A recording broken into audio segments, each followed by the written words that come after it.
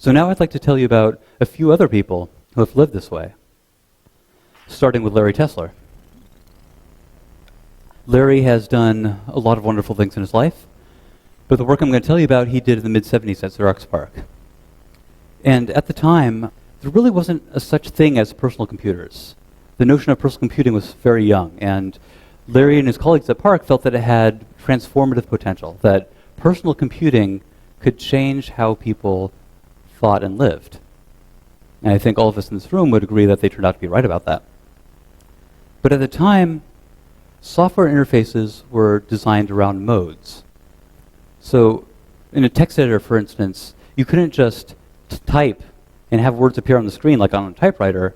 You would be in command mode. If you wanted to insert text, you'd have to press I to go into insert mode and escape back out to command mode. Or maybe you hit A to go into append mode. Or if you wanted to move text around, you'd hit M to go into move mode, and then you'd have to select, and you'd be in a mode to select and move things around. And Larry would watch people using the computer. Larry actually pioneered the concept of software user studies, another thing that he did. But he would watch people using the software, and he found that many people, even after training and weeks of use, many people were not becoming comfortable with the computer. And he believed that it was these modes that were to blame, that the complexity of modes was a kind of barrier that many people couldn't cross. And so this kind of represented a threat to this dream of what personal computing could be. So Larry made it his personal mission to eliminate modes from software.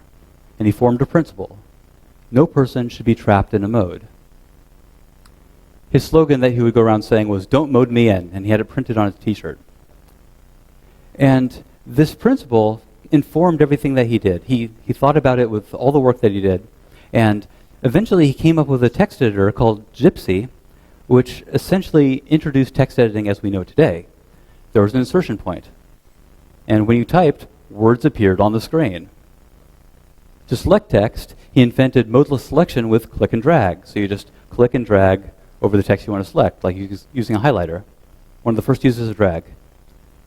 To move text around, he invented these commands that he called cut, copy, paste. Where you select and cut, later on you paste in whenever you're ready. You're never trapped in a mode, you're never switching between modes. When you hit the W key on the keyboard, you get W on the screen, always. And he would watch people using his software, and he found that someone who had never seen a computer before, which was most people back then, could be up and running in like half hour. So this was clearly a transformative change in enabling people to connect with computers. And his ideas about modelessness spread to the rest of the desktop interface, which was then being invented at PARC at the same time. And today they're so ingrained in the computing experience that we kind of take them for granted. Now, I said that Larry made elimination of modes his personal mission. That's actually his words. And if you think he's exaggerating, here's Larry's license plate for the last 30 years. Nowadays, of course, Larry has a website at nomodes.com, and he's on Twitter. It's No Modes. And so, like I said, Larry has done a lot of amazing work in his career, but his self-identity is clearly associated with this cause.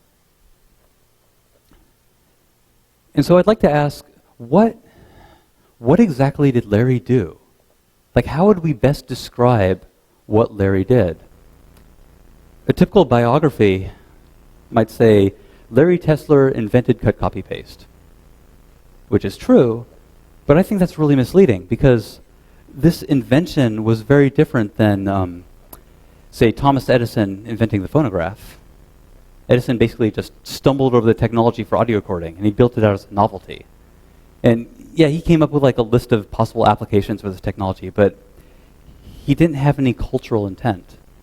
Whereas what Larry did was entirely a reaction to a particular cultural context. So another thing that you might hear is that Larry Tesler solved the problem of modeless text manipulation. Solved the problem. And obviously that's true. He worked on this problem for a long time, eventually solved it, but I think that's really misleading too, because this problem that he solved only existed in his own head. Nobody else saw this as a problem. For everybody else, modes were just how computers worked. There wasn't anything wrong with them any more than we think there's something wrong with having two arms. It just kind of was a fact of life. So the first thing that Larry did was that he recognized a wrong that had been unacknowledged in the culture. And the thing is, that's how many great social changes began as well. So 150 years ago, Elizabeth Cady Stanton had to stand up and say, women should vote. And everybody else said, like, that's crazy, what are you talking about? Today, we recognize gender discrimination as a wrong. Back then, it was part of society. It was invisible. She had to recognize it, and she had to fight it. And to me, that's a much closer model to what Larry did than the Thomas Edison model of inventing a bunch of random technology so he could patent it. Now, to be clear, I'm not making any judgments about the relative importance or impact of these two people. I'm just talking about their motivations and their approach.